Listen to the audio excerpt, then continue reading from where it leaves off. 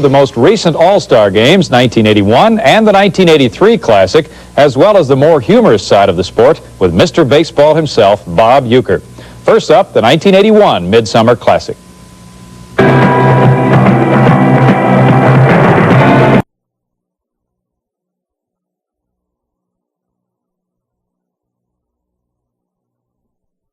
As the watch the baseball that will begin the 1981 All-Star Game.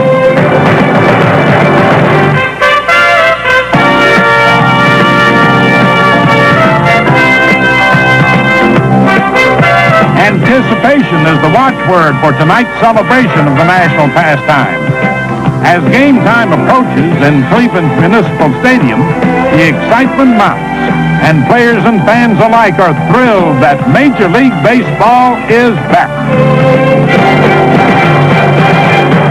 The pregame ceremonies are equal to the glamour of the event.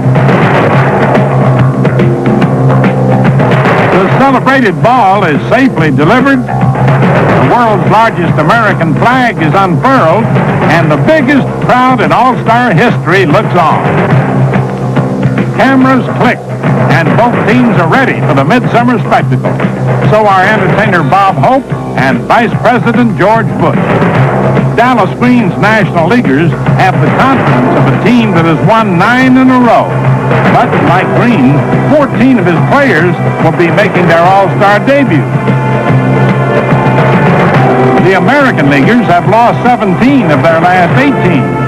And it's been suggested that the team is jinxed or hexed, but there's no time for speculation. The game is about to begin.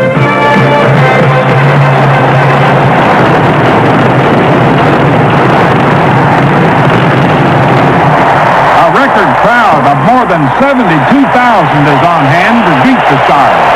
Like Hall of Famer Warren Spahn, the National League's honorary captain. The biggest cheers are for Cleveland Stars, like another Hall of Famer, Bob Feller, captain of Jim Fry's American League. And there's more cheers reserved for Vice President Bush, ready to throw out the first ball, an all-star tradition. Tonight's catcher is 13-year-old Derek Williams, chosen at random as a representative fan.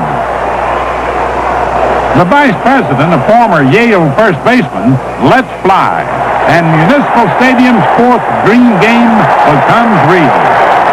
Leading off is Philadelphia's 40-year-old Pete Rose, an all-star for the 15th time, and one of baseball's greats of all time, a ball player extraordinaire. 18 years in the majors for a man who always goes all out. Rose began with Cincinnati in 1963 and was Rookie of the Year. Batting titles followed in 68, 69, and 73. And defensively, the versatile Rose had the highest lifetime fielding percentage of any outfielder ever. But history may remember Rose best for his hustle at home to win the 1970 All-Star Game. Now, another All-Star Game, 1981. First baseman, Pete Rose. For Rose, a record 5th starting position in All-Star play. Detroit's Jack Morris is on the mound, and 58 days after the last big league swing of the bat, Pete Rose swings true. A leadoff hit for the man whose previous hit during the regular season tied Stan Musial's all-time National League record. But in the top of the first, Rose was stranded. In the bottom of the first, 20-year-old rookie Fernando Valenzuela of the Los Angeles Dodgers starts for the National League. Leading off is the California Angels' Rod Carew, who, like Pete Rose, plays first base. And he's been here before, too. Rod Carew in 1967 was the American League's Rookie of the Year with the Minnesota Twins. He made the All-Star team that season, and every year since, running up a total of 15 in a row. A multi-talented performer, Carew is always a threat on the bases.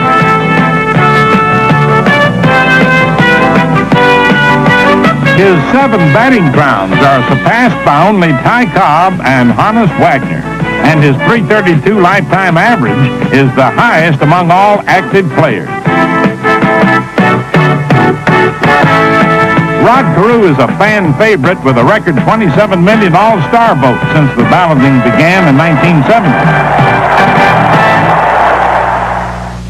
Leading off, first baseman Rod Carew. Quite an ovation for the American League first baseman, batting first.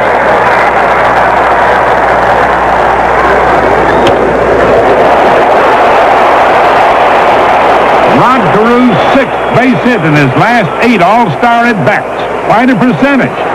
But the law of averages catches up on the bases, and at the end of 1 full inning, it's the National League nothing, the American League nothing.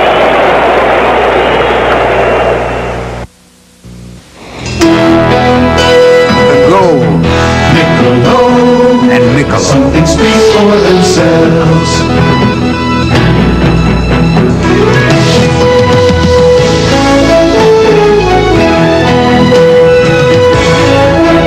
Michelob. One smooth and mellow taste tells you all you need to know. Michelob. Some things speak for themselves. Somebody's flying your way. You know it's Ozark. We're up there flying your way, the way you wanna fly. Across the USA, every day, Ozark flies your way. Ozark flies your way.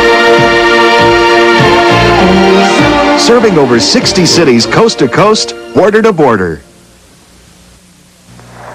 With the game still scoreless in the bottom of the 2nd inning, another distinguished All-Star makes an appearance. Pitcher Tom Seaver.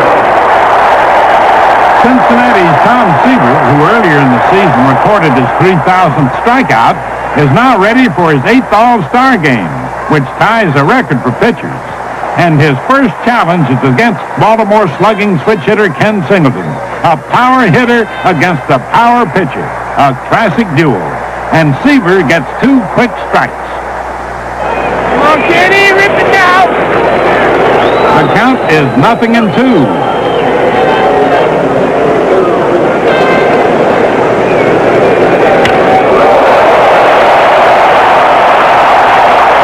The American League strikes first, and it's a 1-0 ball game.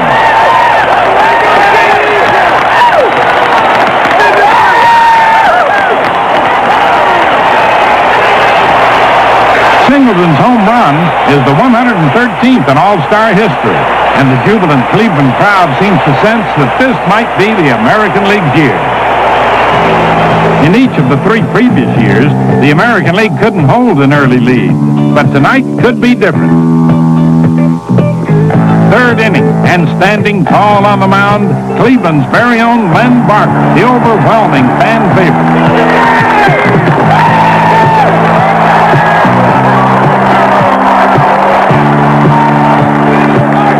The enthusiastic hometown support of Len Barker is matched by his impeccable performance over the next 2 innings.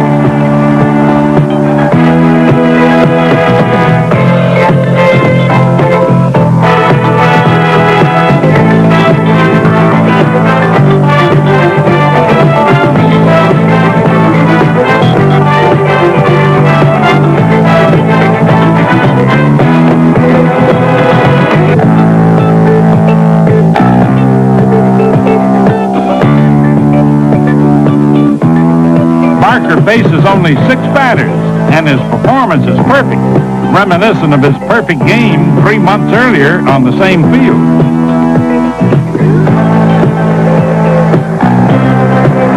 The highlight of Barker's performance was his duel with slugger Dave Parker in the 3rd. 1 bad pitch could have tied it. 0-1.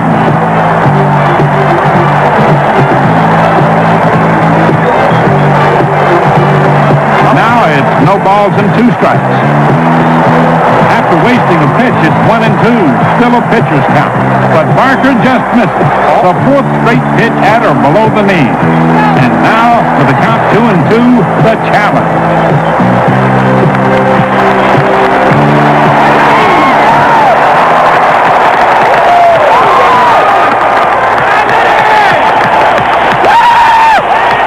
The American League strikeout leader has done it, and done it in style.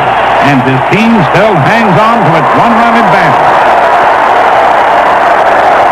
Top of the fifth inning, still 1-0, and California's Ken Forsch is the new pitcher. Batting for the National League is Montreal Expo catcher Gary Carter. Carter is facing one of the game's best control pitchers, but on this particular pitch, it's Carter in control.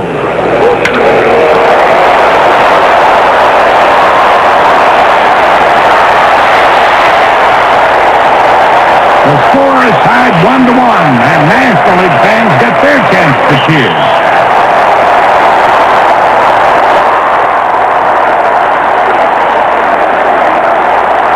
In the dugout, Carter's teammates offer their own spirited congratulations.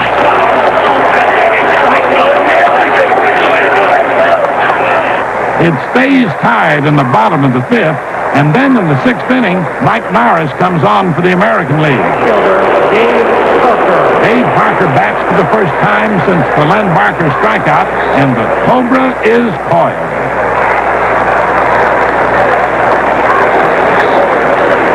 In a game of inches, Parker's roller hits the edge of the grass, and Buddy Bell's gold glove is rendered helpless. Double jeopardy. For Dave Parker, opportunity knocks twice, and this time he answers the call with a vicious drive. Long distance.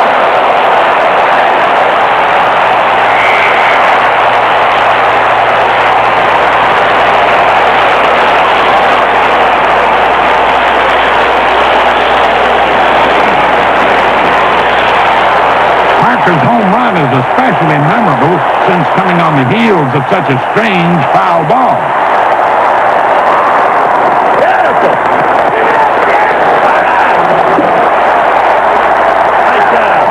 The American League appears snake-bit as the National League now leads 2-1. The Dodgers' Bert Hooton, who retired 3 in a row in the fifth, is now the pitcher of record, and he faces Ken Singleton.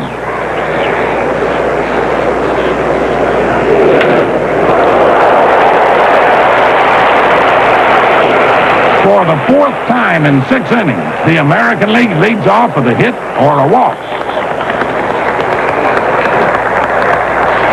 Red Sox slugger Dwight Evans, having his best season, is next, and Hooton must now work from the stretch for the first time.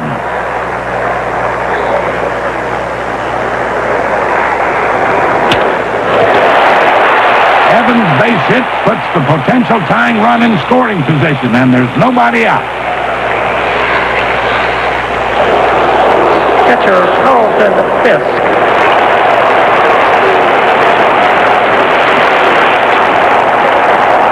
Chicago's Carlton Fisk is hitless in 2 tries and has only 1 hit in 13 all-star bats.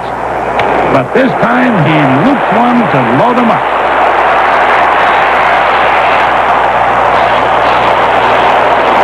Trailing by only 1 run and nobody out, the American League is urged on by this huge Cleveland crowd to break the spell.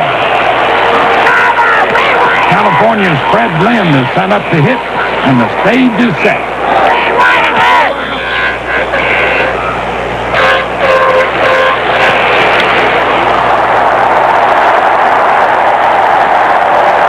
Second baseman Manny Trillo saves a run, but it's the American League's 4th hit in a row, and the game is tied 2-2.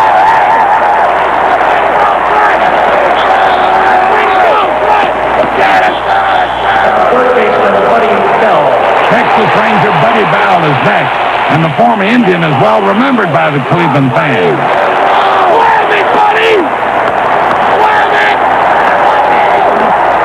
No outs. The bases are loaded, and it's a critical moment. The American League for 9 years has hoped for the big inning that could break up the ball game, and now is that chance. With the count full, Bell hits what appears to be a certain double play grounder, but a second look reveals that the ball bounced off Buddy's foot, making it a foul ball. Just like with Parker in the top of the inning, the matter of an inch or two makes all the difference. Only this time, the American League has gotten the break. Bases loaded, no outs, full count, 2-2 ball game, and Buddy Bell has another chance. Get out of here! A sacrifice fly, and the American League regains the lead, 3-2. Way to go, buddy! Batting seventh, catcher Gary Carter. Gary Carter, who homered on the first pitch of the fifth inning, now eagerly awaits the first pitch of the seventh. Strikeout artist Ron Davis of the Yankees gets the call.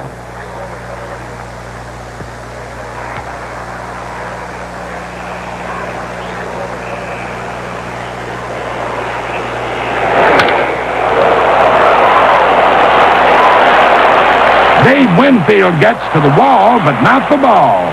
And all of a sudden, the National League trails by only one. In his last two at-bats, Carter has seen two pitches, and both times he really liked what he saw. The Expo catcher becomes only the fifth player in All-Star history to homer twice in the same game. And coming only one pitch after Baker's diving catch, Carter's homer also demonstrates the game of inches. The ball was just beyond the reach of Dave Winfield's valiant try, but had it fallen 1 inch shy, it would have stayed in play. But now it's a one-run game.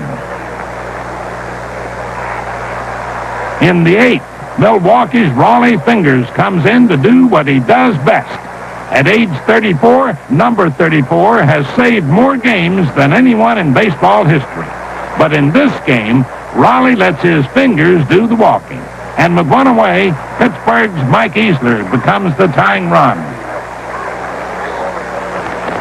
Jim Fry is only 5 outs away from victory.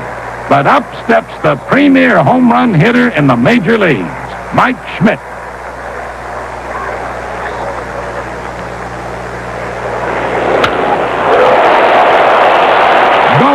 Going, and it is gone. And so is the American League lead. The National League is on top 5-4. For the fourth inning in a row, the senior circuit has hit for the circuit, an all-star record.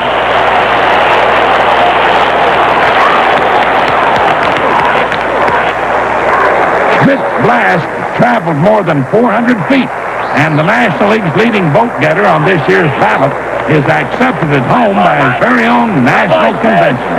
Nice God. Nice God.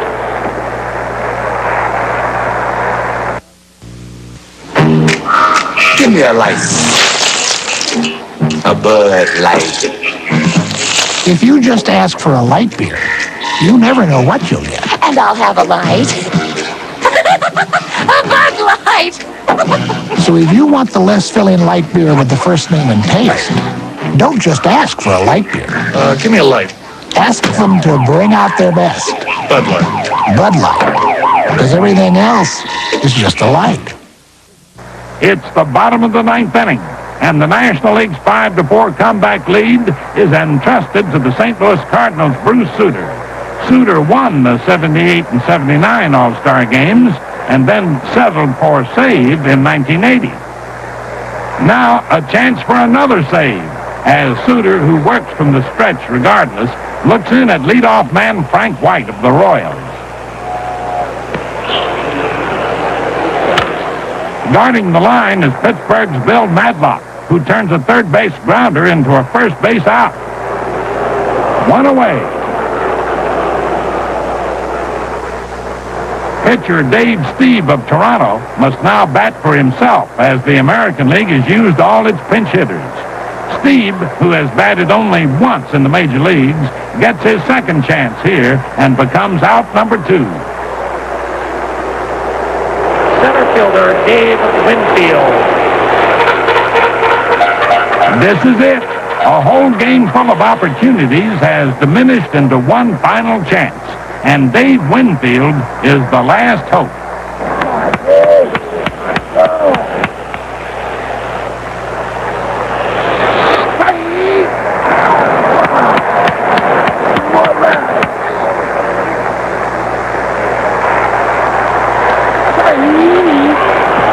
count is full. 3 balls, 2 strikes, 2 outs. The bottom of the ninth, and the American League's down by 1.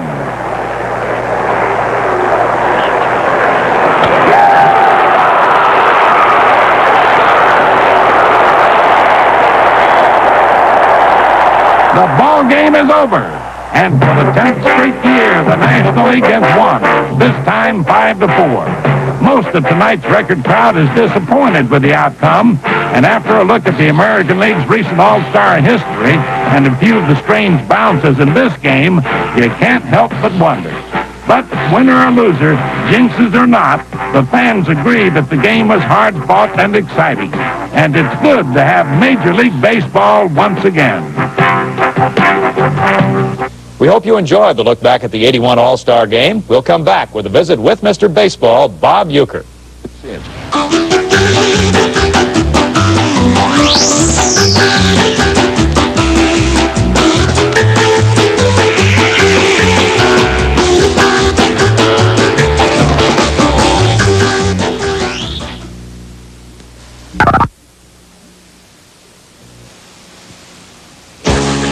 You're watching Sports Time, Mid-America's Sports Network.